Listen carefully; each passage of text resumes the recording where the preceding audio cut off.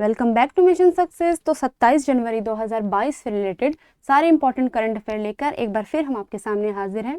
तो सारे important current affair देखेंगे आज विद डिटेल्स। उसके बाद उनसे रिलेटेड सारे एमसीक्यू सॉल्व करेंगे, जहां आपकी हो जाएगी रिवीजन और आपका इवैल्यूएशन हो जाएगा कि आपको कितना लर्न हुआ है। तो बट उससे पहले अगर आप हमारे चैनल पर नए हैं, अगर आपने अभी तक हमारे चैनल को सब्सक्राइब नहीं किया है तो अभी भी प्लीज़ चैनल को सब्सक्राइब कर लीजिए और एक बार पूरी देख लीजिए, उसके बाद अच्छी लगे तब कर दीजिएगा या फिर। तो चलिए स्टार्ट करते हैं। तो आज का पहला करंट अफेयर है, कोयला सचिव का नाम बताइए जिन्होंने हाल ही में कोयला क्षेत्र से संबंधित प्रमुख प्रदर्शन संकेत साझा करने के लिए कोयला दर्पण पोर्टल लॉन्च किया है। तो क्या नाम है इनका? डॉक्टर अनिल कुमार जैन। ठीक है, देखिए ये रही उनकी फोटो, ये हैं डॉक्टर अनिल कुमार जैन। आइए देखते हैं इनसे जुड़ी कुछ इंपॉर्टेंट डिटेल्स। तो कोयला सचिव डॉक्टर अनिल कुमार जैन ने हाल ही में कोयला क्षेत्र से संबंधित प्रमुख प्रदर्शन संकेतक साझा करने के लिए कोयला दर्पण नाम के पोर्टल को लॉन्च किया है। ये कोयला दर्पण पोर्टल प्रारंभिक चरण के रूप में केपीआई का अनुसरण कर रहा है। तो यहाँ पे वर्ड है केपीआई। अब ये केपीआई है क्या?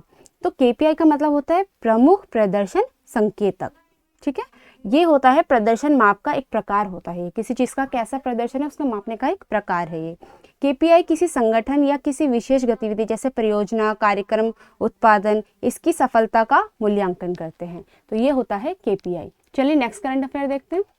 अगला है, किस कंपनी के अनुसार उसका नया आर्टिफिशियल इंटेलिजेंस सुपर कंप्यूटर 2022 के मध्य तक विश्व में सबसे तेज एआई सुपर कंप्यूटर होगा? तो वो कौन सी कंपनी है? वो कंपनी है मेटा। इससे जुड़े डिटेल्स देखते हैं। देखिए, मेटा कंपनी के अनुसार उसका नया आर्टिफिशियल इंटेलिजेंस सुपर कंप्यूटर 2022 के मध्य तक विश्व में सबसे तेज एआई यानी आर्टिफिशियल इंटेलिजेंस सुपर कंप्यूटर होगा। वर्तमान समय में एआई भाषाओं के बीच टेक्स्ट का अनुवाद करने और संभावित हानिकारक सामग्री की पहचान करने में मदद करने जैसे कार्य कर सकता है। तो देखिए, मेटा जो है, मेटा के अनुसार उसका नया आर्टिफिशियल इंटेलिजेंस सुपर कंप्यूटर जो होगा वो 2022 के बीच में, मतलब जो 2022 के जितना भी पूरा साल है उसके बीच में विश्व में सबसे तेज एआई यानी आर्टिफिशियल इंटेलिजेंस सुपर कंप्यूटर होगा। चलिए नेक्स्ट करंट अफेयर देखते हैं। प्रधानमंत्री नरेंद्र मोदी ने हाल ही में कितने बच्चों को प्रधानमंत्री राष्ट्रीय बाल पुरस्कार से सम्मानित किया है? तो इन्होंने 29 बच्चों को प्रधानमंत्री राष्ट्रीय बाल पुरस्कार से सम्मानित किया गया है। तो इनकी डिटेल्स देखते हैं। प्रधानमंत्री नरेंद्र मोदी ने हाल ही में 14 लड़कियों सहित 29 बच्चों को हाल ही में प्रधानमंत्री राष्ट्रीय बाल पुरस्कार से सम्मानित किया है। ये पुरस्कार 6 क्षेत्रों नवाचार, खेल, शैक्षिक उपलब्धियों, समाज सेवा, कला और संस्कृति और बहादुरी में दिया गया है। ये विजेता को पदक के साथ 1 लाख रुपए का नगद पुरस्कार दिया गया है। तो देखिए, प्रधानमंत्री नरेंद्र मोदी जी ने 29 बच्चों को प्रधानमंत्री राष्ट्रीय बाल पुरस्कार से सम्मानित किया है। चलिए नेक्स्ट करंट अफेयर देखते हैं। श्री अमित शाह ने किस केंद्र शासित प्रदेश के 20 जिलों के लिए भारत का पहला जिला सुशासन सूचकांक जारी किया है? तो देखिए, कौन सा केंद्र शासित प्रदेश है? जम्मू एंड कश्मीर। इससे जुड़ी जानकारी देखते हैं। तो केंद्रीय गृह और सहकारिता मंत्री अमित शाह ने हाल ही में जम्मू और कश्मीर केंद्र शासित प्रदेश के 20 जिलों के लिए भारत का पहला, याद रखिएगा, भारत का पहला जिला सुशासन सूचकांक जारी किया है, जिसमें जम्मू और कश्मीर के 5 जिले जम्मू, डोडा, सांबा, पुलवामा और श्रीनगर शीर्ष स्थान पर रहे हैं। तो याद रखना है आपको कि जम्मू एंड कश्मीर के 20 जिलों के लिए भारत का पहला जिला सुशासन सूचकांक जारी किया गया है। नेक्स्ट करंट अफेयर देखते हैं। अगला है, गुजरात आपदा प्रबंधन संस्थान के किस राज्य के आपदा प्रबंधन प्राधिकरण के उपाध्यक्ष विरोध शर्मा को सुभाष चंद्र बोस आपदा प्रबंधन पुरस्कार 2022 से सम्मानित किया गया है? तो क्या राइट आंसर है इसका? सिक्किम राज्य के। आइए इनसे जुड़ी डिटेल्स देखते हैं। गुजरात आपदा प्रबंधन संस्थान और सिक्किम आपदा प्रबंधन प्राधिकरणों के उपाध्यक्ष विनोद शर्मा को हाल ही में उनके उत्कृष्ट कार्य के लिए सुभाष चंद्र बोस आपदा प्रबंधन पुरस्कार 2022 से सम्मानित किया गया है। उन्हें 2019, 2020 और 2021 के पुरस्कार विजेताओं के साथ ये पुरस्कार मिला है। तो याद रखना है आपको, किसको? विनोद शर्मा जी को। ठीक है, नेक्स्ट देखते हैं। अगला है भारतीय यूट्यूब प्रयोगकर्ता और ब्लॉगर प्राजक्ता कोली हाल ही में भारत की कौन सी संयुक्त राष्ट्र विकास कार्यक्रम युवा जलवायु चैंपियन बनी है। तो ये पहली संयुक्त राष्ट्र विकास कार्यक्रम युवा जलवायु चैंपियन बनी है। इनसे जुड़ी महत्वपूर्ण जानकारियां देखते हैं। तो देखिए, भारतीय यूट्यूब प्रयोगकर्ता और ब्लॉगर प्राजक्ता कोली हाल ही में भारत की पहली, यहाँ से ये बहुत इंपॉर्टेंट हो जाता है, हाल ही में भारत की पहली संयुक्त राष्ट्र विकास कार्यक्रम युवा जलवायु चैंपियन बनी हैं। उन्होंने वैश्विक सामाजिक अभियानों के माध्यम से मानसिक स्वास्थ्य, महिलाओं के अधिकारों और बालिका शिक्षा के प्रति अतुलनीय योगदान दिया है। तो याद रखना है आपको, भारतीय यूट्यूब प्रयोगकर्ता और ब्लॉगर प्राजक्ता कोली हाल ही में भारत की पहली संयुक्त राष्ट्र विकास कार्यक्रम युवा जलवायु चैंपियन बनी है। ये इनकी फोटो है, आप देख सकते हैं, ये ठीक है प्राजक्ता कोली। अगले करंट अफेयर पे चलते हैं। भारत के पूर्व फुटबॉलर सुभाष भौमिक का हाल ही में कितने वर्ष की आयु में निधन हो गया है। तो 72 वर्ष की आयु में इनका निधन हो गया है। इनसे जुड़ी डिटेल्स देखते हैं। सबसे पहले देख लीजिए, ये हैं सुभाष भौमिक, इनकी यहाँ फोटो है। 72 वर्ष की आयु में इनका निधन हो गया है। इनसे जुड़ी जानकारी देखते हैं आप। भारत के पूर्व फुटबॉलर सुभाष भौमिक का हाल ही में लंबी बीमारी के कारण 72 वर्ष की उम्र में निधन हो गया है। वे 1970 एशियाई खेलों में ब्रॉन्ज मेडल जीतने वाले भारतीय फुटबॉल टीम का हिस्सा थे। साथ ही उन्होंने 1971 में मर्डेका कप में फिलीपींस के खिलाफ हैट्रिक भी बनाई थी। ठीक है, तो कौन है? सुभाष भौमिक, जिनका हाल ही में 72 वर्ष की आयु में निधन हो गया है। अच्छा, एक क्वेश्चन यहाँ पे ऐसे ही पूछ सकते हैं कि सुभाष भौमिक किस फील्ड से रिलेटेड है। तो आपको याद रखना है कि ये एक फुटबॉलर हैं। ऐसे भी घुमा फिरा के क्वेश्चन दिया जा सकता है। चलिए नेक्स्ट करंट अफेयर देखते हैं। अगला है, किस आयोग ने हाल ही में भारत में इलेक्ट्रिक वाहनों पर बैंकिंग शीर्षक से एक रिपोर्ट जारी की है। तो किसने जारी की है? किस आयोग ने? नीति आयोग ने ये रिपोर्ट जारी की है। इनसे जुड़ी डिटेल देखते हैं। तो नीति आयोग ने हाल ही में अमेरिका स्थित गैर लाभकारी संगठनों रॉकी माउंटेन इंस्टीट्यूट और RMI इंडिया के सहयोग से विकसित की गई भारत में इलेक्ट्रिक वाहनों पर बैंकिंग शीर्षक से एक रिपोर्ट जारी की है। तो नीति आयोग ने ये रिपोर्ट जारी की है भारत में इलेक्ट्रिक वाहनों पर बैंकिंग शीर्षक से रिलेटेड। नेक्स्ट करंट अफेयर देखते हैं। अगला है, 26 जनवरी को विश्व भर में कौन सा अंतर्राष्ट्रीय दिवस मनाया जाता है? ठीक है, तो अंतर्राष्ट्रीय सीमा शुल्क दिवस 26 जनवरी को मनाया जाता है। इससे जुड़ी महत्वपूर्ण जानकारी जानते हैं। तो 26 जनवरी को विश्व भर में अंतर्राष्ट्रीय सीमा शुल्क दिवस मनाया जाता है। यह दिवस कस्टम अधिकारियों और एजेंसियों की भूमिका को पहचानने के लिए मनाया जाता है। इस वर्ष के लिए दिवस की थीम क्या थी? Scaling up customs digital transformation है। ठीक है, 26 जनवरी को कौन सा अंतर्राष्ट्रीय दिवस मनाया जाता है विश्व भर में?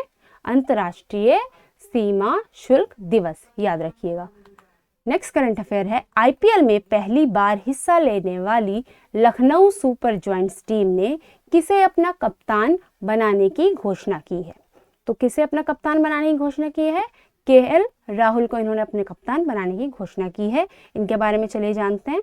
तो IPL में पहली बार हिस्सा लेने वाली लखनऊ सुपर जॉयंट्स टीम ने हाल ही में KL राहुल को अपना कप्तान बनाने की घोषणा की है। इस टीम के ओनर संजीव गोयनका ग्रुप है, जबकि गौतम गंभीर काफी पहले से ही बतौर मेंटर टीम से जुड़ चुके थे। तो याद रखना है आपको कि IPL में पहली बार हिस्सा लेने वाली जो लखनऊ सुपर जॉयंट्स टीम है, उन्होंने अपना कप्तान किसे बनाया है? KL राहुल को। नेक्स्ट करंट अफेयर है, किस देश में हाल ही में 23 जनवरी 2022 से ऑनलाइन सेफ्टी बिल लागू हो गया है? किस देश में लागू हुआ है ये बिल? तो ये बिल लागू हुआ है ऑस्ट्रेलिया में। इससे जुड़ी जानकारी देखते हैं। देखिए, ऑस्ट्रेलिया देश में हाल ही में 23 जनवरी 2022 से ऑनलाइन सेफ्टी बिल लागू हो गया है। यह बिल वयस्कों को ऑस्ट्रेलिया में ऑनलाइन धमकाने के मामले की रिपोर्ट ई-सेफ्टी कमिश्नर जूली इनमैन-ग्रांट को करने की अनुमति देता है। तो याद रखना है आपको, ऑनलाइन सेफ्टी बिल ऑस्ट्रेलिया ने जो है इसे लागू किया है। चलिए नेक्स्ट करंट अफेयर देखें। चलिए, करंट अफेयर तो हो गए हैं, अब बारी है क्विज की। तो देखते हैं अभी तक आपने जितना पढ़ा वो आपको कितने अच्छे तरीके से समझ आया या कितना आपको याद हुआ है। तो चलिए स्टार्ट करते हैं फटाफट। फर्स्ट क्वेश्चन है, कोयला सचिव का नाम बताइए जिन्होंने हाल ही में कोयला क्षेत्र से संबंधित प्रमुख प्रदर्शन संकेतक साझा करने के लिए कोयला दर्पण पोर्टल लॉन्च किया है। तो किसने लॉन्च किया है? Option first doctor Anil Kumar Jain, option second doctor Anil Kumar Baijal, option third doctor Anil Saxena या option fourth doctor Rajiv Kumar Jain. बताइए क्या राइट आंसर है? तो यहाँ पे राइट आंसर क्या हो गया है? डॉक्टर अनिल कुमार जैन हैं, जिन्होंने हाल ही में कोयला क्षेत्र से संबंधित प्रमुख प्रदर्शन संकेतक साझा करने के लिए कोयला दर्पण पोर्टल लॉन्च किया है। चलिए नेक्स्ट देखते हैं। यहाँ पे आपको एक इम्पॉर्टेंट डिटेल्स मैं बताना चाह रही थी कि अगर आप हमारे चैनल पे नए हैं तो हमारे चैनल की प्लेलिस्ट में जाके आप देख सकते हैं। जीएस से रिलेटेड बहुत सारे ऐसे डिफिकल्ट जो टॉपिक होते हैं, हमें याद नहीं होते, बहुत ईजी तरीके से वहाँ पे आपको ट्रिक से पढ़ाया गया है। तो वहाँ जाके आप उनको देख सकते हैं। वीडियो को आपको याद करने की ज़रूरत भी नहीं पड़ेगी, बहुत ईजिली सारे आपके माइंड में बैठ जाएंगे। जितने भी उन टॉपिक से जितने डिफिकल्ट टॉपिक होते हैं उनके सारी इंपॉर्टेंट डिटेल जो होती है सब कुछ आपको याद हो जाएगा। विद ट्रिक अच्छे तरीके से वहाँ पढ़ाया गया है। चलिए उसी के साथ नेक्स्ट करंट अफेयर देखते हैं कि प्रधानमंत्री नरेंद्र मोदी ने हाल ही में कितने बच्चों को प्रधानमंत्री राष्ट्रीय बाल पुरस्कार से सम्मानित किया है? बताइए। ऑप्शन फर्स्ट 12 बच्चों को, ऑप्शन सेकंड 29 बच्चों को, ऑप्शन थर्ड 35 बच्चों को या ऑप्शन फोर्थ 42 बच्चों को। तो राइट आंसर क्या हो गया यहाँ पे? 29 बच्चों को प्रधानमंत्री नरेंद्र मोदी जी ने प्रधानमंत्री राष्ट्रीय बाल पुरस्कार से सम्मानित किया है। अगला देखते हैं। गुजरात आपदा प्रबंधन संस्थान के किस राज्य के आपदा प्रबंधन प्राधिकरण के उपाध्यक्ष विनोद शर्मा को सुभाष चंद्र बोस आपदा प्रबंधन पुरस्कार 2022 से सम्मानित किया गया है? बताइए। केरल के, गुजरात के, महाराष्ट्र के या फिर सिक्किम के? राइट आंसर यहाँ पे क्या हो गया है? Option fourth Sikkim. Very good. Next देखते हैं। अगले हैं, निम्न में से किस कंपनी के अनुसार उसका नया आर्टिफिशियल इंटेलिजेंस सुपर कंप्यूटर 2022 के मध्य तक विश्व में सबसे तेज एआई सुपर कंप्यूटर होगा? बताइए। Option first Google, option second Microsoft, option third IBM या ऑप्शन फोर्थ मेटा? तो राइट आंसर यहाँ पे क्या हो गया है? ऑप्शन फोर्थ मेटा कंपनी का। ओके, नेक्स्ट देखते हैं। अगला क्वेश्चन है, श्री अमित शाह ने किस केंद्र शासित प्रदेश के 20 जिलों के लिए भारत का पहला जिला सुशासन सूचकांक जारी किया है?